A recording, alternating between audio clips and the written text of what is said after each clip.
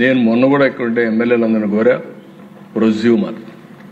Producer come consumer.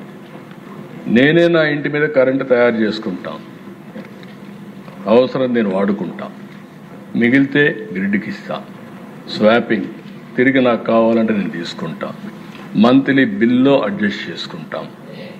ఒకవేళ surplus ఉంటే మీకు డబ్బులు తిరిగి పే చేస్తాం, మీరు ఎక్కువ వాడుకుంటే మీరు డిపార్ట్మెంట్కి కడతారు. అదే మరి అన్ని సబ్స్టేషన్లు అక్కడనే పవర్ జనరేట్ చేసి అవసరమైతే అక్కడ కూడా స్టోరేజ్ పెట్టి ఏ సబ్స్టేషన్ ఆ సబ్స్టేషన్కి సర్ప్లస్ చేసే కార్యక్రమాన్ని కూడా ఆలోచిస్తున్నాం. గ్రిడ్లో కూడా పెట్టి మీరు దీని మీద శ్రద్ధ పెడితే ప్రతి ఒక్క ఇల్లు సోలార్ తయారు చేసే హౌస్గా తయారవుతుంది, ఇంకా కరెంటు కొనే పని ఉండదు. అదే సమయంలో ప్రతి ఒక్క పొలం దగ్గర కూడా పెట్టుకోగలిగితే రైతుకు కూడా ఇబ్బందులు ఉండే పరిస్థితి రావు.